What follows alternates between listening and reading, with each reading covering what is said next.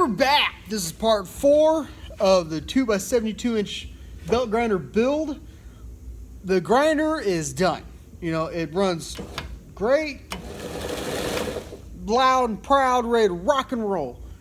What I'm going to do today is make a oversized, well, not today, rather in the next month probably, make an oversized tabletop for it, because this thing is slightly, it's too shaky, and so from front to back will probably be the same dimension. I'll probably make it maybe twice as wide. I'm not fully sure yet. I got this big pipe here, and it's just a simple thin-walled pipe. These came off of feed bunks, you know, the support deals that go in between the feed bunks. I have 2 of these that are over 3 feet. I have 2 orange pipe that I'm going to chop up. I'm going to do 3 feet pipes with like a windmill, angle iron, galvanized frame. We'll make some supports. I want to try to make a tray for like I was talking, the pan to slide in and out underneath, and maybe make a bottom base so I can put, you know, like extra slots for my my tool rests, slots for my customized wrench. I need to find another one and make it backwards, so I'm going to get started on that. And we're just going to do real quick and easy. You know how I run the chop saw. You see me run the drill press, so all that stuff. The big booms you're hearing, it's ice falling off the roof. It sounded wild. Sorry about that. So I'm going to skip all of the chop saw videos, and you're pretty much going to see Lego pieces just being put together one at a time to make this quick and easy fun. And let's get to it. I got my 4 pipes, and it's going to be hard thinking this because it's churned sideways from how the grinder's sitting.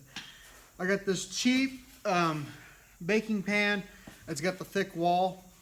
So what I'm going to try to do is it'll be pretty much like this. So I'm going to measure how wide from the on-off switch, and then where this pan will sit halfway under the belt, and extend that out. I'll make it solid and then have a tray underneath where I can slide it in and out. That way this can be bolted down, solid, and ready to rock and roll. Okay, here's what I got. This will be the front and the back. That way they fit down in there and just kind of keep it from vibrating. I'll drill some holes in these later to bolt it down to it so it's nice and secure. The baking pan will be on a separate track underneath. I didn't have enough angle iron to go all the way around because I wanted to save some angle iron for the baking tray. So I used a square tubing I found at the junkyard the other day. And with my little speed square here, everything is just about 90. So I'm going to tack this up and then check all my 90s again, make sure it's perfectly square before I weld it completely solid. Look at those awesome welds. Oh man, that is fantastic. Ooh. So I'm working on this a little bit because I'm changing oil. I'm waiting for the pickup to get done. So I'm going to set this on the base and tack weld it on and do the same thing. Here we are set up, and just wanted to mention real quick, I always like to set it up like this because you know the concrete, dust and stuff, you're not going to get much play with it anyways, but I like to weld it like this instead of upside down. Just check this out. It doesn't look like much, but if you welded it upside down with the leg sticking up, then when you go to set it on the ground, you'd have that wobble, and that wobble will drive you nuts with any piece of equipment, especially how much this big old thing vibrates. Holy moly, it would wear holes in your concrete. I don't know if it would, but I mean, it'd drive you nuts. So I always weld it like this. It takes all the wobble out and I'm set nice and level. All the legs tacked up, and this leg actually right here, I needed a washer for a shim. I know, it's goofy. It worked, but with these ropes up here, all the legs are bowed out. It's all goofy. And that's probably just from the angle iron or the way it was sitting or whatever. So what I'm going to do is simply, I'm using this for a rod because I don't see one laying here, but simply put it in this rope and twist it and twist it and twist it until the top measurement is the same as the bottom. And then I'll go ahead and weld it all solid and slowly undo these ropes like that. And if it stays, great. If not, I'll tighten these up again and I'll get ready to make the bottom tray. So I got these welded solid, and this is what I was talking about, is you can get your tension pretty good. Like this one, the weight of the dealie is pulling it. This one here, how far it's sticking out, it'll be pretty tight. That far one doesn't have any welds at all. You really tell from over here. This gray pipe is so far out that when I was pulling it together, this one here started to bend also. So I welded the bottom solid. I'm going to go up there and twist it and see if I can't pull that one over. It's not quite done yet, but I got to see it.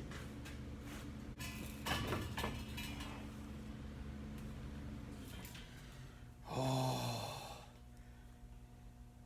this hillbilly can do some stuff. Looks like I got about ½ an inch gap to play with. Ain't the best for securing it down, but I kind of wanted that extra play. This will slide underneath. Oh, look at that. I'm gonna have plenty of room. Let's see. Have my knife. Oh, it's just the right height. I'm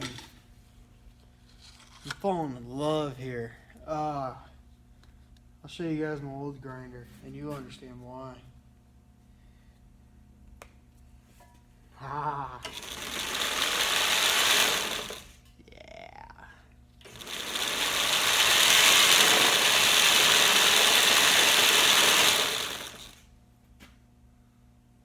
Yeah. This is what I come up with for the tray. I welded 2 little pieces of angle iron on the bottom. I made this little tray, and it slides in there perfect. And just, even though it's upside down, I could have it all the way out to there and it'll still catch. So what I might do is weld 2 little tabs sticking out so that way I can't accidentally, pull it all the way out. I got those made up and it fits perfectly in my baking tray. It just sits right down in there. And that would be on the side of the grinder. I can just dump trash, throw it back in. We're coming to the finish line. I got this heavy expanded metal tray in here.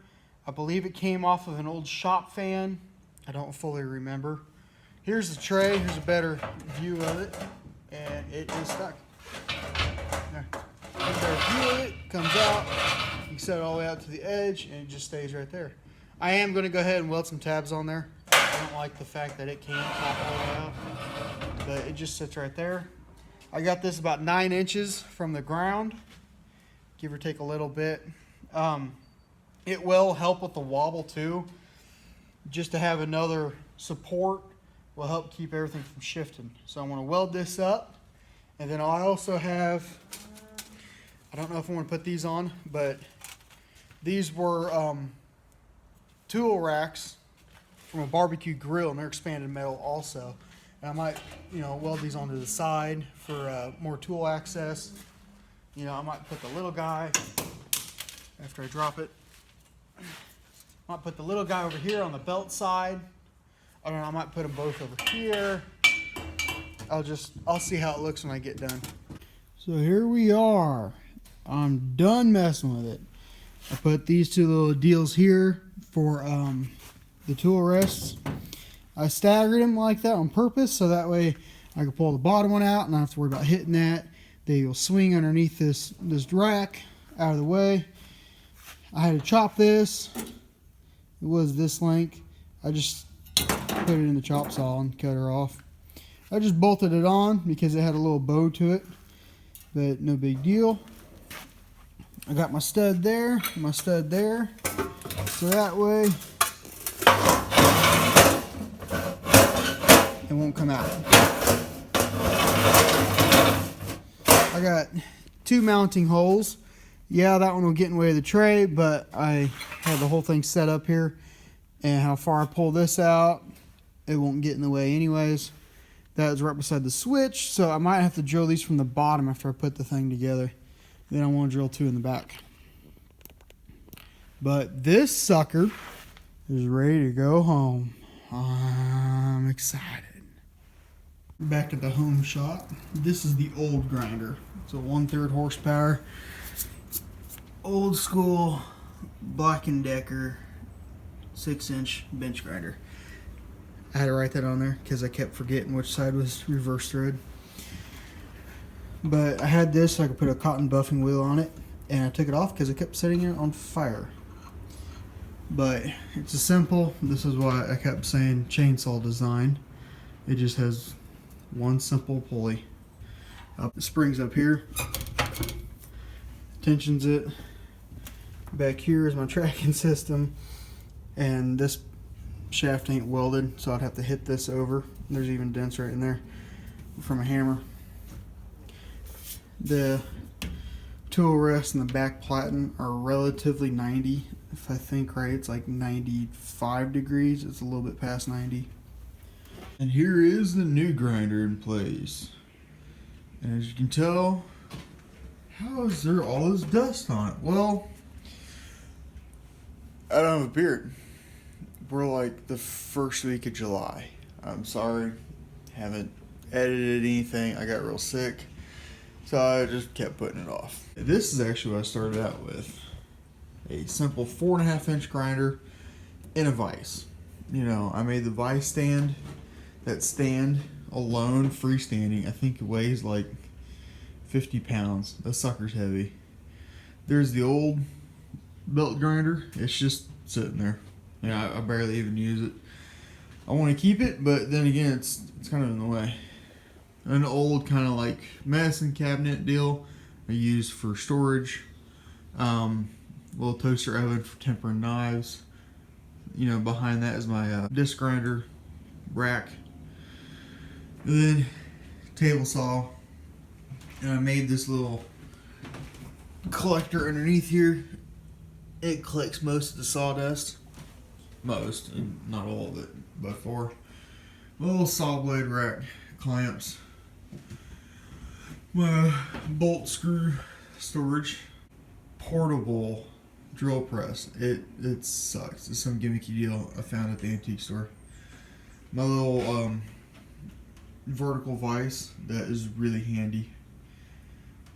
You know, I have storage underneath here. This is like some bridge plank board. Whatever goes the full length of the back of my shop. Small scrap metal I can use to make stuff. Chemicals. And here's kind of the forging area. They're my great big leg vise. My Boudin anvil. Another tree stump.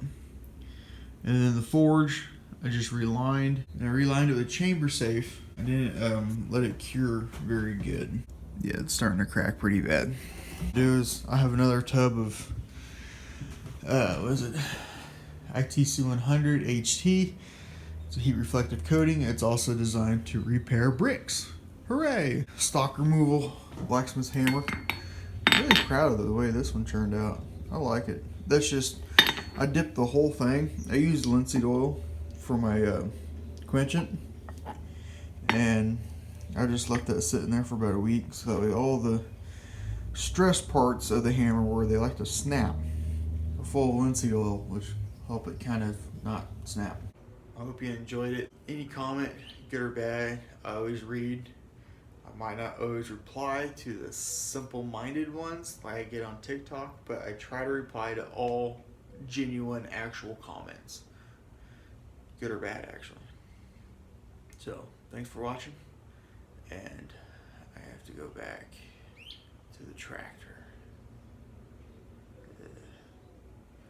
See you later.